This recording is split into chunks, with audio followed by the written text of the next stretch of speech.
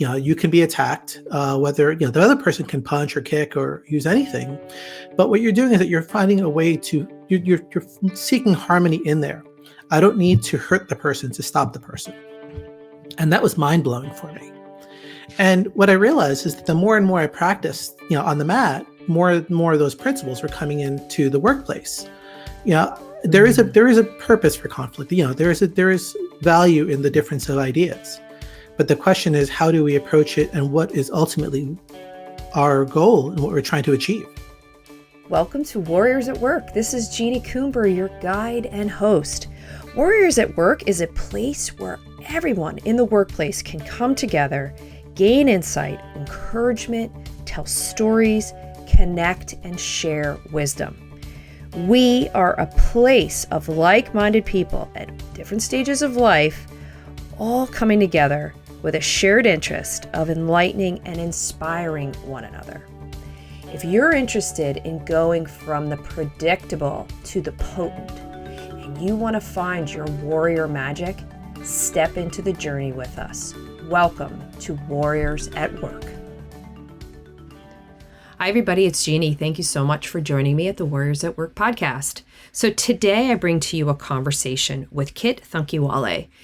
He not only has 25 years of software development, IT, and telecommunications background and an expertise in project management, but he also has 25 years of training and teaching Aikido, which is a Japanese martial art that is known as the art of peace.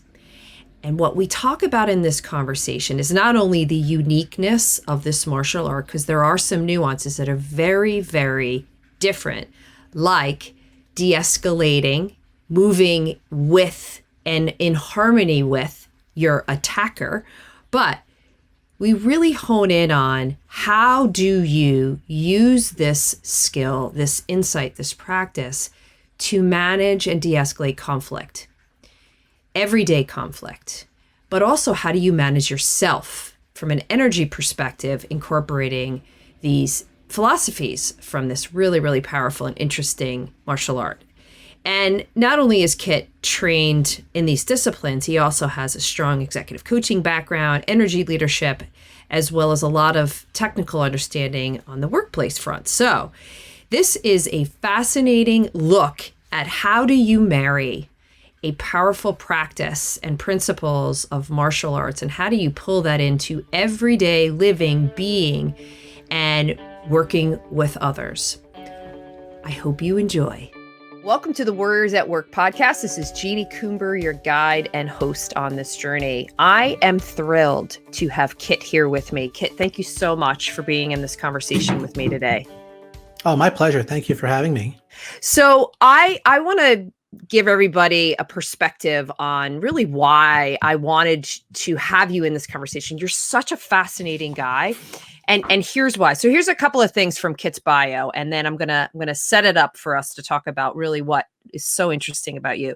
So not only do you have over 25 years of business experience, you've worked in IT, you've worked in telecommunications, you've led software development initiatives, but you also have 25 years of training in the martial arts of Aikido. Mm-hmm. So I did a little research on Aikido, and you've been able to marry a lot of the practices and principles of that martial art into the whole conflict management piece, how you're coaching, how you're leading, how you're managing. And that's really going to be the crux of our conversation. But when I looked up Aikido, there's something really interesting, which I know you're going to speak to, but I thought it's a great way to set the table.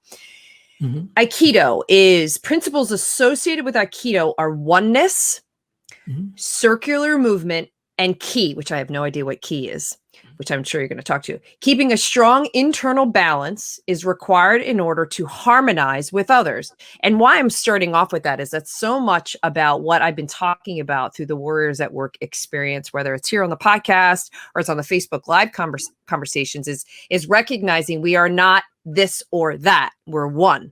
We're one person, one experience. And there's a lot of things happening, modalities, energies that are influencing our experience. And you have been able to connect the two. So I would first love for you to talk about your story. Tell us how and why you connected those two ideas? Sure, I'd be happy to share my story.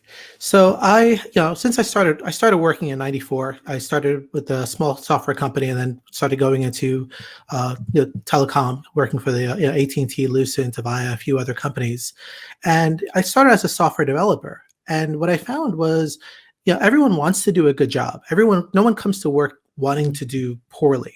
And where the challenges frequently come up is the approach on what's the best way to do the best job. We talk about alignment, about common goals, all those sorts of things, but no one really explains how to do it. Now, the interesting coincidence is right around the same time I had started practicing Aikido, and what drew me to Aikido was the fact that it didn't rely on retaliation of punches or kicks to keep yourself safe. You can be attacked, whether the other person can punch or kick or use anything, but what you're doing is that you're seeking harmony in there. I don't need to hurt the person to stop the person. And that was mind-blowing for me. And what I realized is that the more and more I practiced, on the mat, more and more of those principles were coming into the workplace. There is a purpose for conflict. There is value in the difference of ideas. But the question is, how do we approach it, and what is ultimately our goal and what we're trying to achieve? When I think about this from a project management perspective, everyone wants their project to be successful. And if it's smooth sailing, that means you're probably not doing something. It's like the tension, the give and the take, the push, the pull. There's something beautiful in there. And when we talked about preparing for this conversation, I want to get you to expand upon this. One of the fundamental elements of Aikido is getting out of the way and being safe. You talked about redirect, release, and walk away. And as I was reflecting on that, I'm like, oh my God, that is such a powerful connection to the idea of managing conflict. So when you think about anybody watching or listening, like, we all struggle with conflict. Some avoid, some enjoy it a little too much, but most of us find it awkward and uncomfortable and scary. But when I was reflecting on those three words, the redirect, release, and walk away, I was so drawn to this work that you're doing. And I'd love for you, in your own perspective, take us through that. You're right. In terms of conflicts, right? We all have what we're dealing with in terms of how we're feeling about that conflict, and then other things it raises up for us, and then what's the impact it's going to have on someone else. So when I think about Aikido, right, and I think about using those principles when I speak, or when I'm interacting with someone, the first thing I have to do is, we talk about, blending, redirecting, and then releasing, right? So in order for me to blend, I need to understand, where's this person coming from, right? But understand it, but without judgment. I'll give an example. When I actually first started working for Lucent, I had I was, one of the executives in our organization was very feisty, I'll say. And I was there for maybe 2 weeks. And he comes blasting at my door. He's like, "What the hell are you doing?" I had no idea, right? I'm just new. And there's a part of me that could have said, "What are you talking about?" Right? I could have responded back in kind, to that person yelling. I could have carried in fear and been a victim. I could have done any number of things, right? But I need to understand what's the issue, right? And that's where the blend comes in. That's where, being curious about, well, tell me what the problem is, right? Because I'm not trying to be right or wrong. I just want to know, if I did something wrong, I'll learn. If I didn't do something wrong, I'm happy to help you. But that initial step of being able to blend with it, to be able to see the other person's perspective, what is it that they're upset? What is it they're upset about? Why are they upset about it? And maybe he is having a bad day. Maybe he just came out of a ugly conversation, whatever it is. That's not my issue, right? My issue is to try to find a solution to this. And I blended. I understood why he was upset. We end up sharing information because he was working with a partial set of information. I was new. I'd only been there for 2 weeks, so I didn't have all the information, all the backstory on this one issue with this customer. And he learned something, and I learned something out of this. And he never again came screaming into my office again, because he realized that screaming didn't help him, right? And by me being able to de-escalate, by understanding what it is that he needed and giving him the information he needed, and he walked away calm. And I felt better because, hey, this wasn't a big deal. He just in my mind, I think he overreacted, but the situation settled. I called the customer. We were all good. Everything was settled in like the next 10 minutes. And it wasn't a major deal anyway.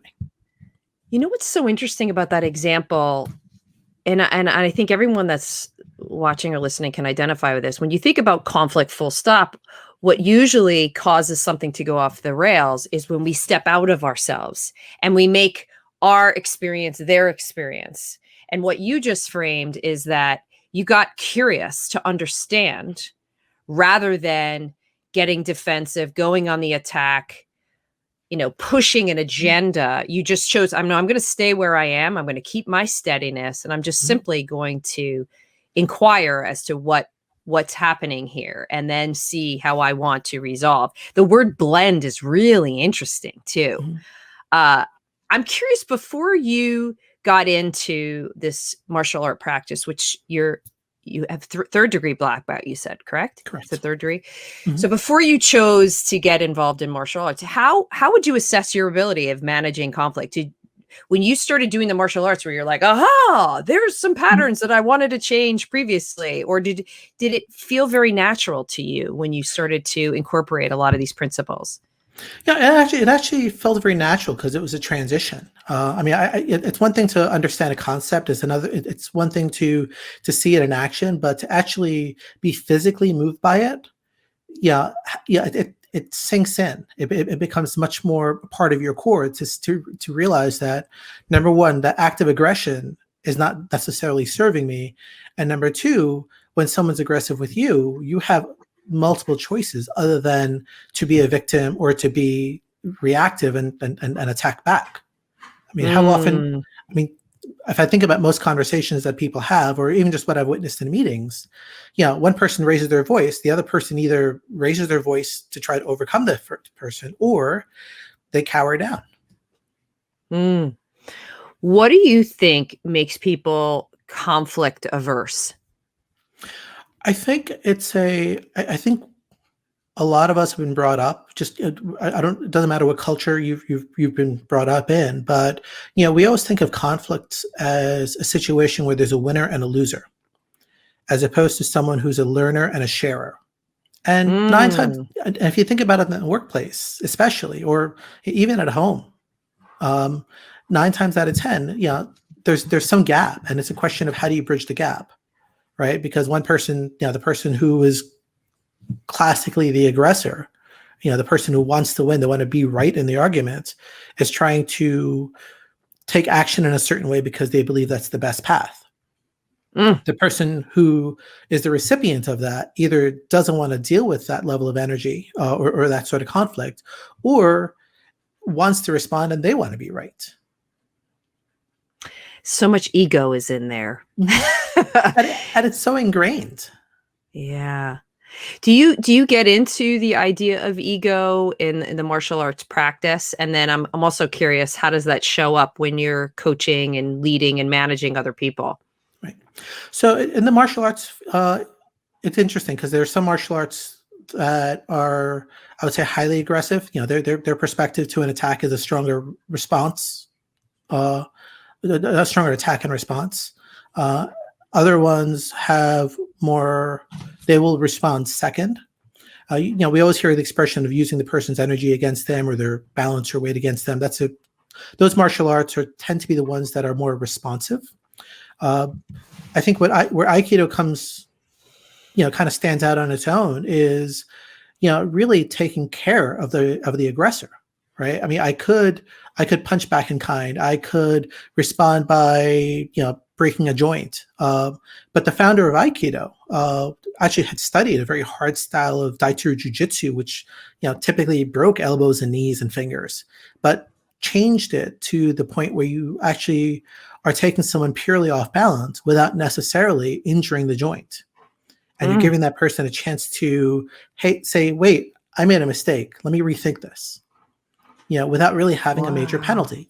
Yes, in a practical situation, they'll get dropped on the floor. They might bang into something, but that's fairly controllable. And the person can tell your intention that you're trying to protect them, and they will start calming down.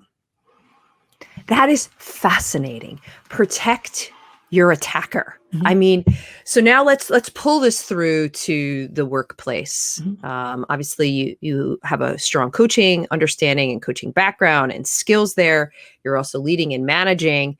Let's bring it into a scenario where someone comes to you, whether it's a client or whether it's somebody that you're managing or leading in the organization, and you see that they have a conflict. How do you coach or teach these principles so that they could protect their attacker? Well, I think the first thing is to help them understand that their attacker's aggression is not their issue, right? If the other person is coming in with all his heat, there could be many reasons for that, but it's not your responsibility. You don't own those emotions, right? Oh, you don't. We need to say that again. Everybody, you do not own those emotions. You do not own those emotions. That right there is like a game changer. Mm-hmm. You do not own those emotions. Okay, so keep going. Right. So part of being able to deal with that is to be centered yourself, right? Mm-hmm. If you think that you are, if you think you're doing a bad job, that's something you need to realize for yourself and be honest about. If you think that there's something that you're doing correct and the other person's not understanding it, right? If you're in a balanced, centered mindset, I always say with curiosity, just to understand why the other person's upset, and be able to have that conversation without adding fuel to the fire. How do you not take offense if somehow whatever they're expressing creates an emotional reaction in you? Like, how do you keep your own stories and your own emotions at bay in that interaction? That's what I see escalates conflict. Right. Is you get louder, I get louder. And it's we both want to win and we lose our sense of compromise and neutrality. So one of my favorite questions to ask people when they're in that mode is, do you want to be right or do you want the right answer? And your agenda changes dramatically depending on which choice you pick. That's so powerful. Do you want to be right or do you want the right answer? Does that usually stop people, particularly clients, in their tracks to say, wait a second? Mm-hmm. Oh, it definitely makes them pause and think about what it is that they're arguing. Once you understand what the person's agenda is, getting them to share, why is it that you think this is the right answer? Why do you think that we should be, choosing vendor X over vendor Y? Why do you think we should, set this as the timeline? Being able to understand the rationale will help either. One of three things will happen, right? So let's say you and I are having an argument, having a conflict, right? Do you want to go for ice cream or pie, whatever it is, right? What ends up happening is that, if I say I really want ice cream because I want something right away and I have a meeting in 20 minutes, so I just need something quick, right? So if I explain my rationale as opposed to, you might say, I really miss Aunt so-and-so's apple pie and I really have a hankering for it. Okay, now I understand, right?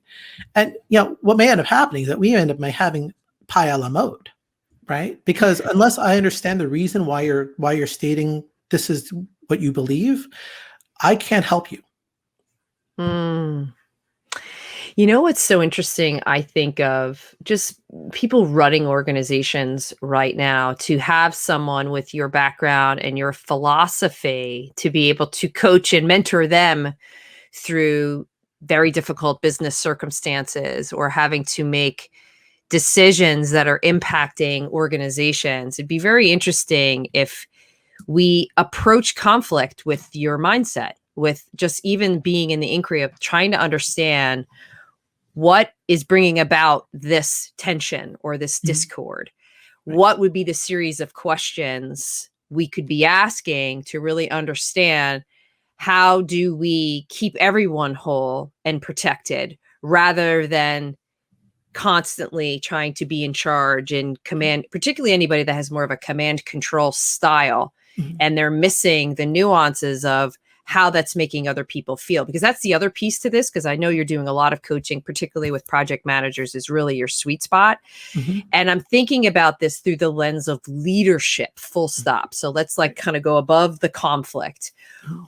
What are some thoughts, advice, or questions that you could propose to anybody here who's in a leadership capacity that's saying, okay, got it in terms of how I can pull this into conflict. What about in terms of my leadership? What are some things that I could be thinking about differently given your experience with Aikido and the practices of martial arts? Yeah, that's a great question. Yeah, it's interesting because there's so many different flavors and styles of leadership. As you said, there's some that are command and control. There are some that are much more organic. But the one thing that I think all leadership has in common is trying to get that organization to a particular goal. Hmm. Yeah, and you can, yeah, and there's lots of different ways to motivate, people to do that. There's short-term and long-term strategies. You can win battles and lose wars. You can play a long game and make sure that your team is healthy and working at optimum efficiency instead of being redlining the whole time. So if I think about trying to grow an organization, I want my organization to be as productive as possible for as long as possible and generating the best ideas possible. And those ideas might be brand new innovations to new products and services that the company might be offering. It could be a different way of doing business. So for example, some business process reengineering to make the overall organization more efficient and effective. Helping customer turnaround times go from days to hours to minutes. I mean, these are all things that, what leader wouldn't want their organization to have?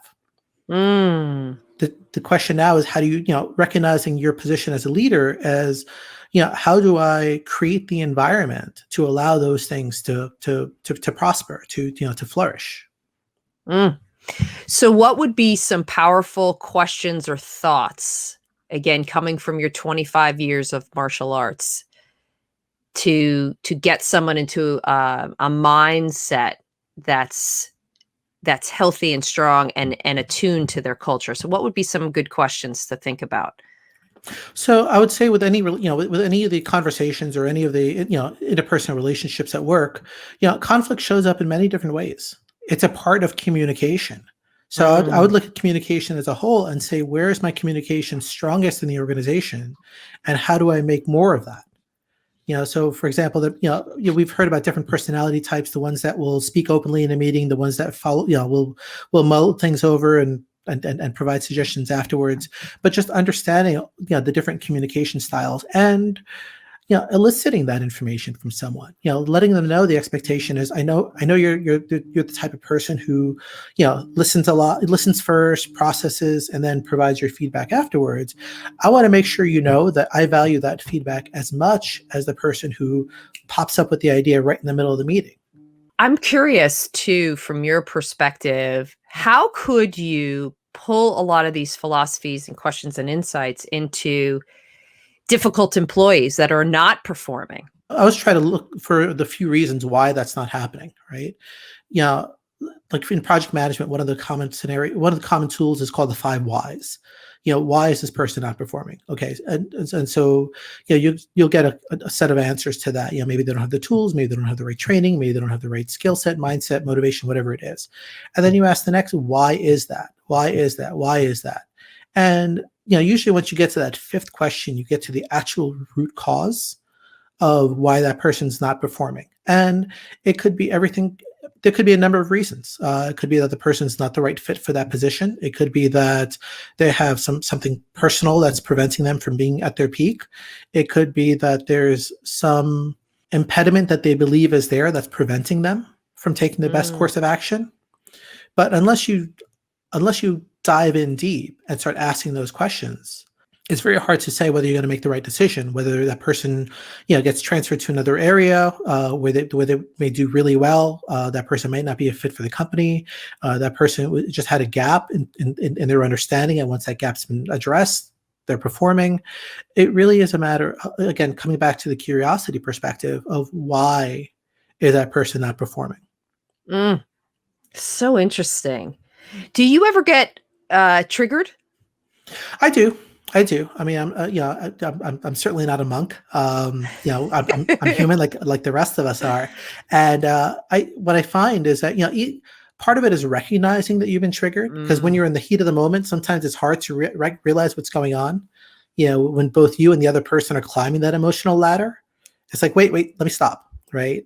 And I think as, with the martial arts training, with putting this in practice in the workplace, learning how to recognize that earlier and faster, and having the tools to deal with that. Right. So, it's, if I find myself, having that such reactions, I'll say, I'm sorry, just give me a moment. And even if it's just, if I'm in a meeting, if I'm in an in-person meeting, maybe, go out to the restroom, splash my face with some water, come back. Yeah. If it's on a call, if it's on a virtual call like this, taking off the video, taking a deep breath, walk around the room, sit back down, giving myself that chance to reset. That happens with more observation. You recognize it when it happens sooner, and the steps to de-escalate yourself happen quicker.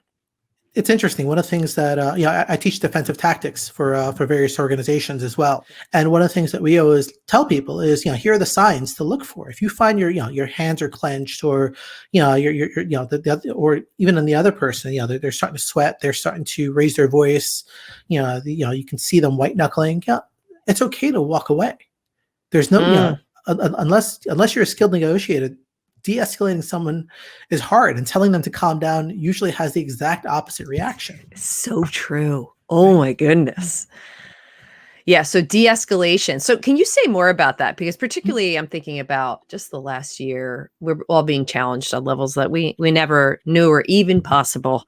We're managing with just a lot of different stressors. So what beyond the ones that you just shared? So what are some of the best practices in terms of de-escalation? So if I'm being triggered, I'm upset, I just got an email, or I got a text message, or an IM, and and I have to be on a call. So what would be some tactical things? So a couple of ideas, right? One is the best defense is being prepared. And so, if I know I'm going to go into a conversation that's going to be heated, I already know, this person tends to be confrontational. This person tends to yell at people. This person, if I know that going in, and I can already start imagining in my head, how am I going to respond? How am I going to choose to react to this person, right? Whether it's, being prepared to walk out of that room for a moment, being, saying, hey, look, I just need a moment. I just need a break. I need to, there's a lot of energy here. I want to refocus us on something. But having thought that in advance plants a seed in my head that I can do this in the meeting. Right? I love it.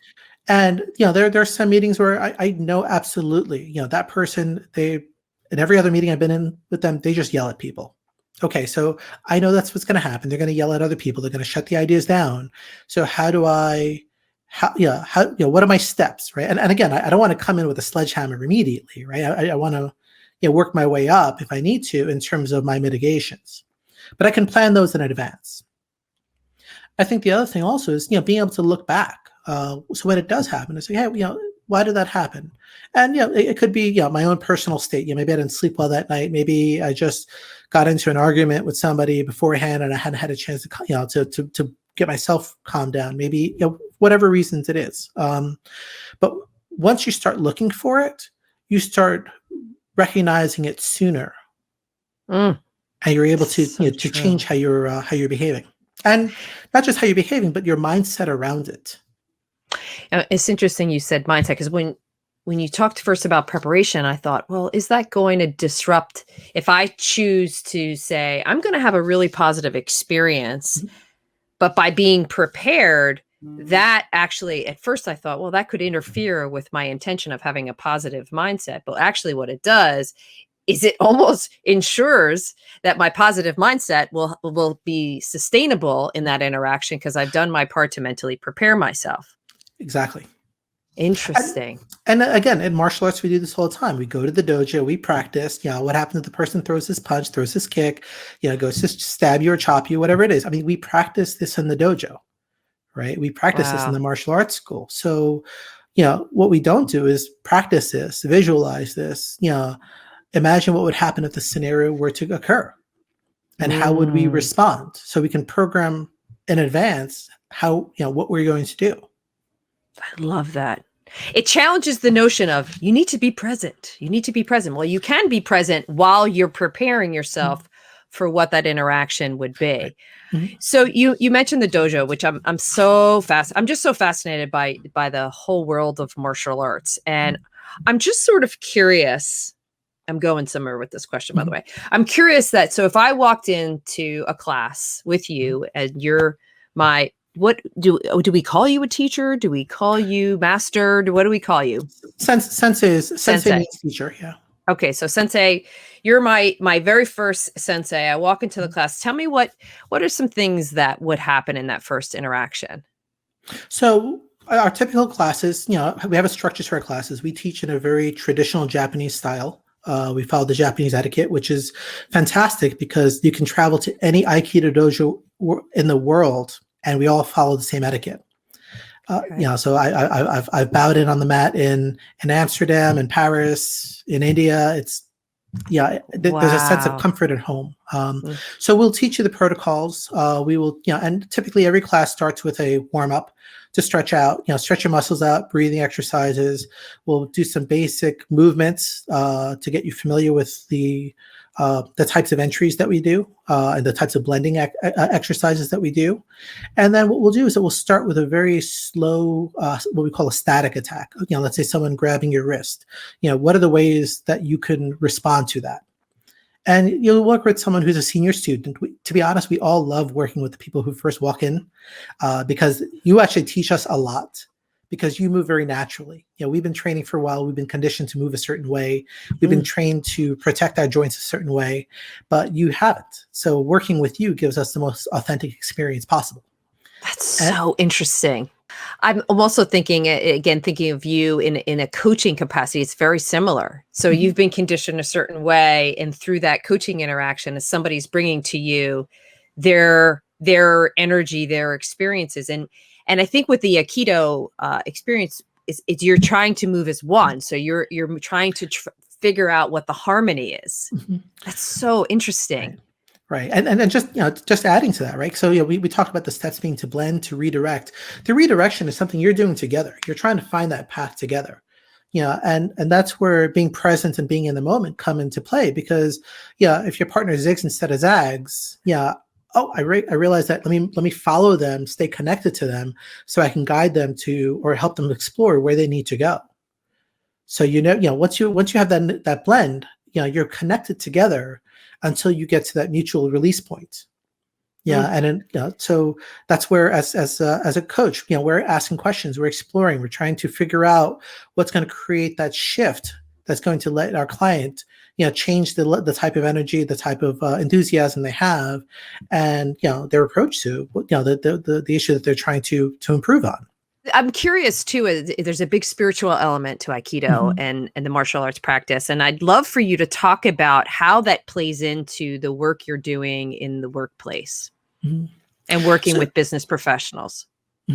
So I want to differentiate between spirituality and religion. The founder of Aikido was very spiritual. He actually traveled and spent a lot of time with different spiritual leaders at the time, just with the intention of trying to learn more.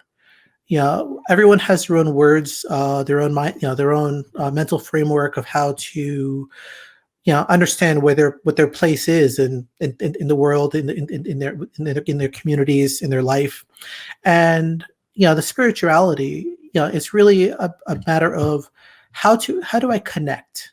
What's the way for me to connect to the people in my life, the different energies in my life? Sensei talks about, in his books about, going into the woods and just, learning to be at peace in that environment, because trying to find your own, we use the word center, and we use it with a number of different meanings. But how do I stay grounded or centered, or how do I find that calmness that I can now use in all my interactions? How do I help restore calmness in others? Because if they've attacked me, if they've been aggressive towards me, I have this gift of being able to have this calmness. How can I share it with someone? So that's where the spirituality comes in, of trying to create harmony, amongst all living things, amongst all living creatures, and being one with our environment. So Mm. that's my take on his spirituality.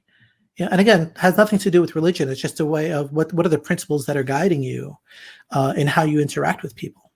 Mm. And I love the word peace and center in that whole description. I think that's really powerful. One of the things I never asked you, and I'm curious, when in your everyday life, have you been able to use your expertise? Have you ever been somebody tried to attack you outside in your personal life? And how did you pull in these principles real time? Mhm. Yeah, so there's been a couple scenarios. One scenario I was actually working. I was actually for a while. I was actually working in security in a popular New Jersey nightclub down here by the shore. And what people generally want to have a good time, except when they get, for lack of a better term, stupid and drunk. Mm, And so, when I'm trying to get someone off the premises or get them to stay out of the premises, I don't want to fight them. I really don't. I just want them to get out and still be safe. So and it becomes a matter of physical balance manipulation. I'll have one hand on their arm or shoulder. I'll have my other hand on their other shoulder with my elbow on their back, just kind of pushing their balance a little forward so I can guide them to where they need to go.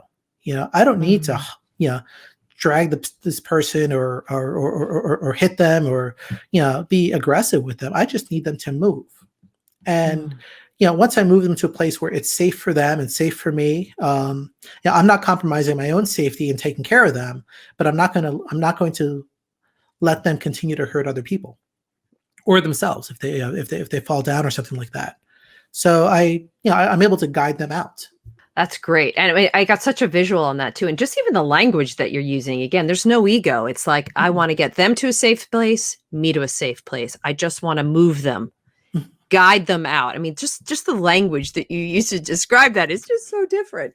Mhm. Um, so what I'd like to do is switch gears a little bit because I want to talk about you. You touched Mhm. on some daily practices. So what are your daily grounding practices? So I have a few. I try to do them daily when I can. I need to spend a few minutes every day just learning how to be centered and grounded, right? And there's different ways I do that. One is your classic meditation, sitting down, hands in your lap, focusing on your breathing, trying to just let the thoughts pass through your mind. Other techniques, Shazad Shamin uses what he calls a PQ to basically create physical triggers to be able to bring you back to a sense of calmness. And so Mm, I'll practice. I'll try to do them at least once a day, and I'll try to practice them throughout the day when I can, because I'm not the type of person who's going to sit there for 30 minutes, 40 minutes, an hour, meditating. That's just that doesn't necessarily work for me.